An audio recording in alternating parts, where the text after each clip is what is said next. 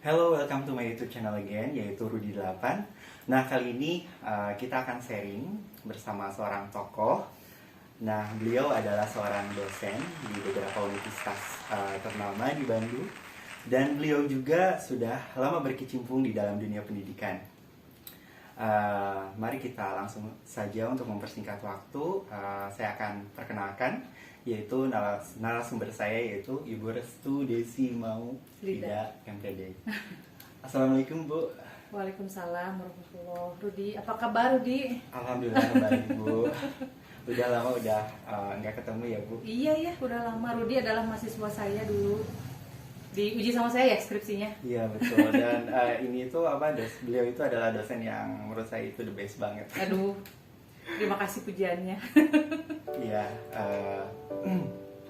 Nah, Bu, kayak gini. Selain apa sih kesibukan Ibu selain mengajar? Apakah ada kesibukan lain selain mengajar? Kesibukan saya, sebenarnya saya itu agak malu juga ya dibilang tokoh.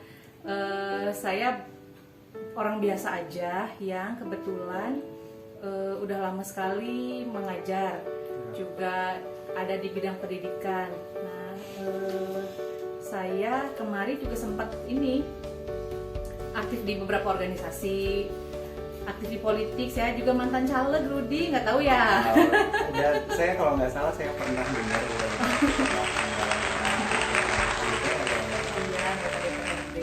itu sangat hebat sekali ya. Tapi yang lolos suami saya. Alhamdulillah. Alhamdulillah saya belum lolos. Jadi kesibukannya yang pertama adalah ibu rumah tangga. Saya punya satu anak, udah kuliah. Itu profesi utamanya ya. Nah, di sisi lain, profesi yang lain adalah mengajar dan berorganisasi. Ya, alhamdulillah ya, ternyata banyak sekali profesinya selain mengajar dan berumah tangga juga ya, Bu. Pokoknya mau memanfaatkan waktu dengan baik, karena segala hal yang kita lakukan di dunia ini, umur terutama ya, akan dipertanggungjawabkan, sehingga tidak ada alasan bagi kita untuk tidak memanfaatkannya dengan baik. Iya betul. Jadi karena kita itu hidup sekali, jadi misalkan kita harus memanfaatkan lebih baik. Nah, boleh sedikit cerita nggak tentang bagaimana masa kecil Ibu, pendidikan hingga awal perjalanan karir Ibu sampai menjadi dosen di salah satu PTS ternama di Bandung? Iya.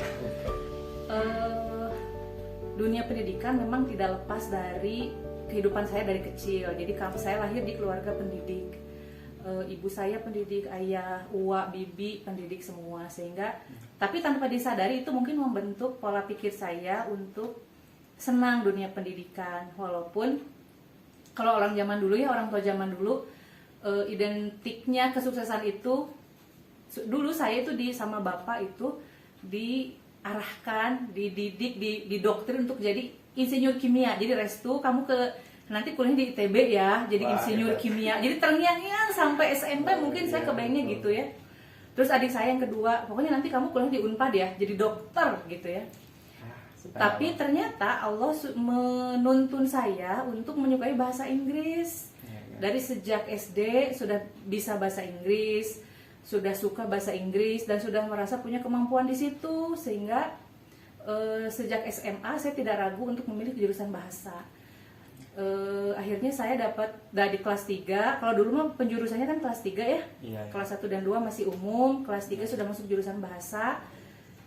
Saya dapat PMDK-nya ke UPI, jurusan bahasa Inggris. Di situ mulai tergali gitu ya. Nah, setelah lulus S1 dilanjutkan ke S2 bahasa Inggris juga.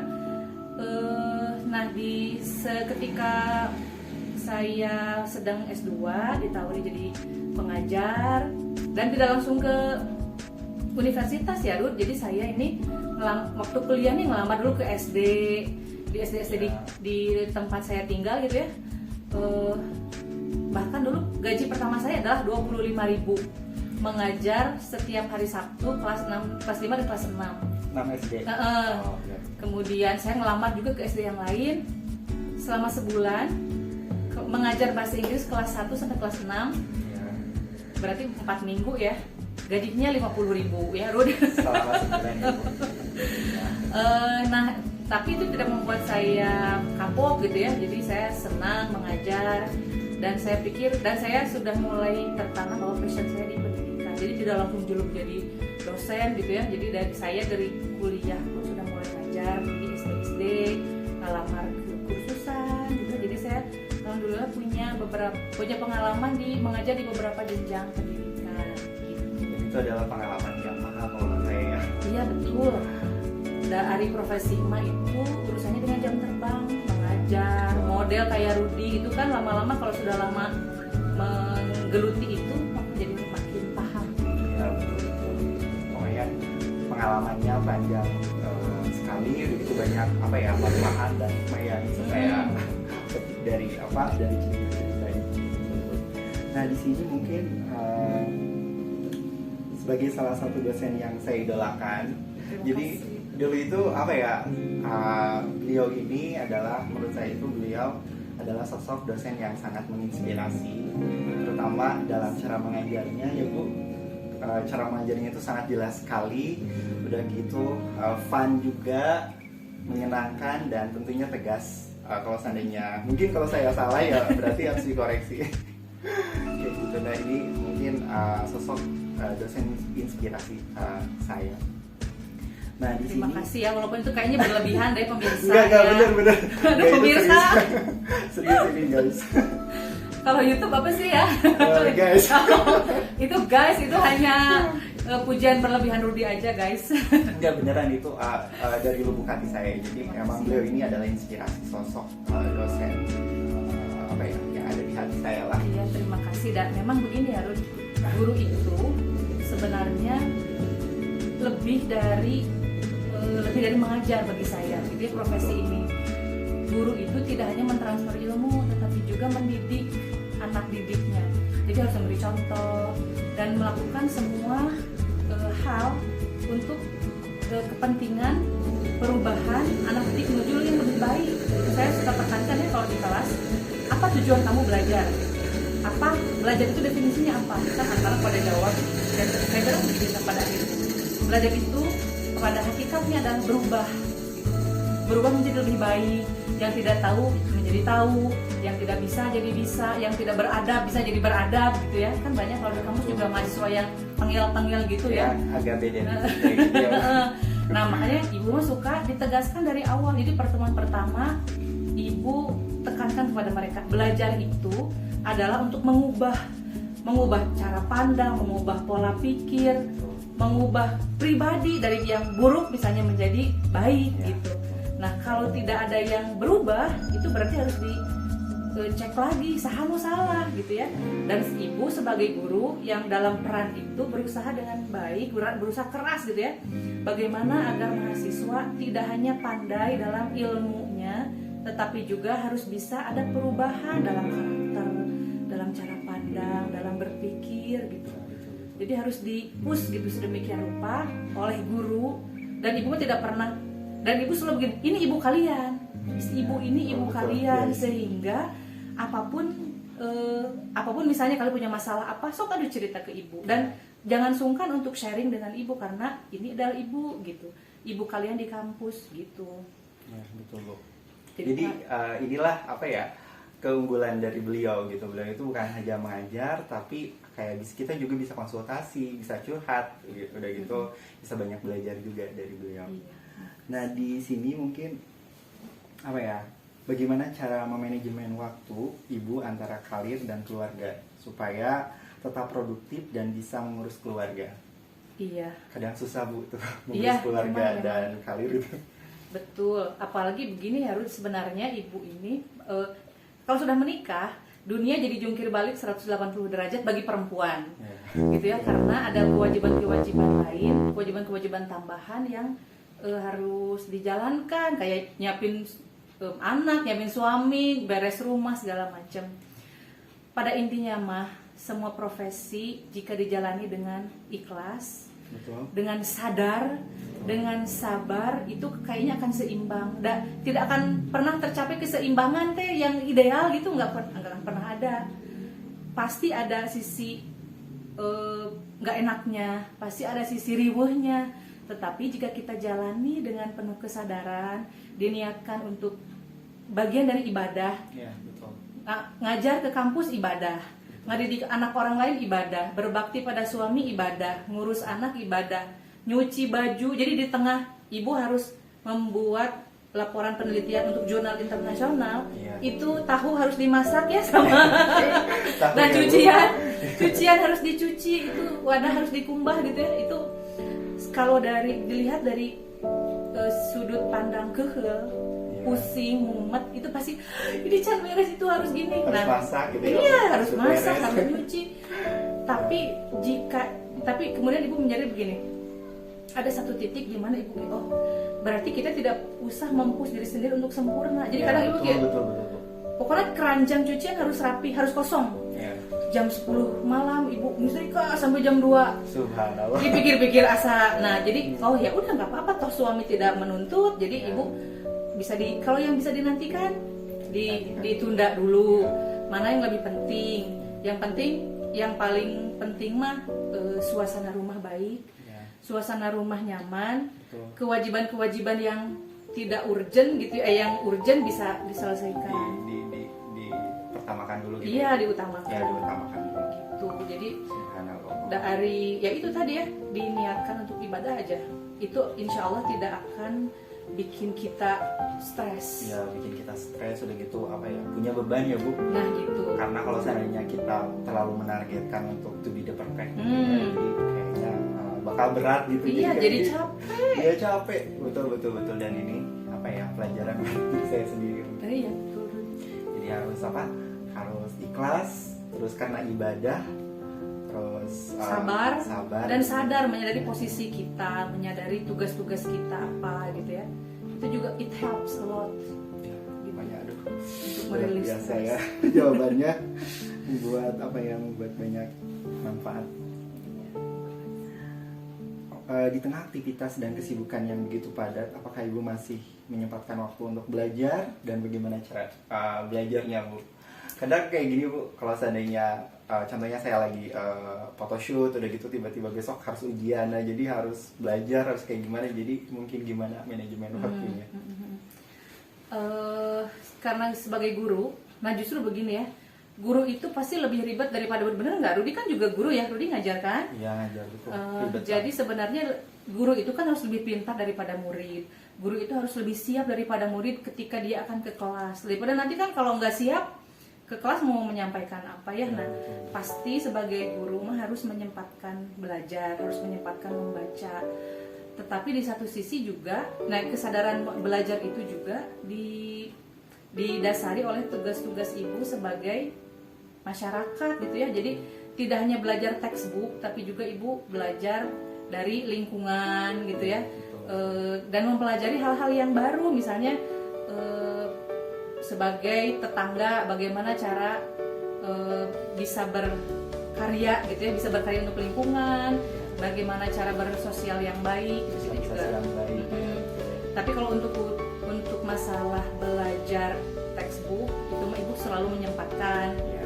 Kalau malam misalnya sebelum tidur juga baca-baca dulu, mau kan kalau mengajarkan ini, kalau kampus mah libur 3 bulan ya. Ya. Tapi tetap aja kan kewajiban harus meneliti, harus ada laporan pengambilan kepada masyarakat, itu tetap aja menuntut ibu untuk baca-baca, harus dipaksakan. Ya, betul. Jadi harus dipaksakan, terus apalagi ya, disempatkan. Nah ya, Bu. gitu, disempatkan dan dipaksakan. Dipaksakan. Kalau nggak dipaksakan dan disempatkan ya nggak akan baca. Jadi Iya, kayak, gitu. betul. Oke, itu.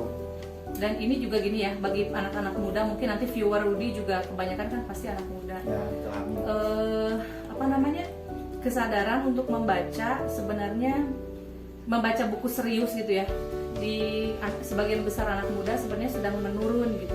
Ya, Mereka lebih tertarik untuk mengakses situs-situs kayak situs-situs baca yang ringan gitu ya, tidak buku-buku serius yang tebal. Nah ini juga mungkin tantangan bagi guru, tantangan juga bagi influencer kayak Rudi untuk bisa mengajak teman-teman viewers gitu ya, masyarakat Indonesia, pemuda Indonesia untuk lebih senang, gemar membaca buku gitu.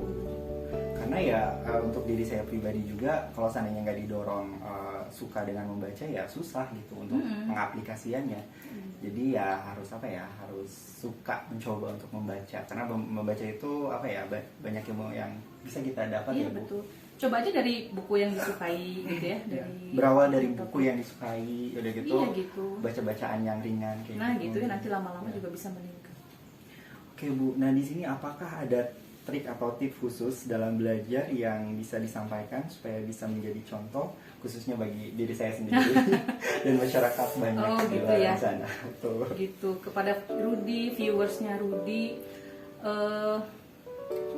untuk belajar pada intinya kita harus menyadari dulu bahwa kita perlu ilmu gitu ya. Kita perlu pintar, karena kalau kita sudah pandai, kita sudah cerdas, kita akan bisa lebih memberikan yang lebih lagi untuk masyarakat. Seperti halnya teko ya. Kalau teko kosong mau ngeluarin apa? Iya betul. Kan? Kalau tekonya penuh, ya? nggak mengeluarkan air. Nah, kalau tekonya penuh, itu pasti bisa memberikan air gitu ya kepada cangkir-cangkir. Begitupun kita, kalau kita ilmunya penuh, otaknya sudah banyak ilmu, banyak pengetahuan, maka kita akan bisa lebih banyak kontribusi positif untuk masyarakat gitu ya. Dari ilmu mah kan tidak berat membawa, gitu ya. Tidak berat membawa, dari ilmu mah justru berat membawa. Gitu ya. Justru kita harus senang, kita harus merasa butuh untuk dengan ilmu, karena orang yang berilmu itu akan lebih bisa bijaksana dalam menghadapi masalah-masalah dalam hidup. Ya, betul. Gitu ya, orang yang berilmu itu akan bisa lebih dihormati gitu ya, kan Allah meninggikan orang yang berilmu beberapa derajat. Dan itu sebenarnya ayat itu harus bisa memacu kita untuk lebih giat untuk belajar. Giat untuk belajar, mencari ilmu ya. Atau misalnya yang jarak pendek aja, kalau kan hanya tips ya. Saya mah ingin pintar karena ingin membahagiakan orang tua. Saya ingin pintar karena ingin bisa bekerja di profesi yang bonafide agar bisa membahagiakan mama. Itu kan itu untuk motivasi pribadi itu penting gitu, sesuai dengan kepentingan kita.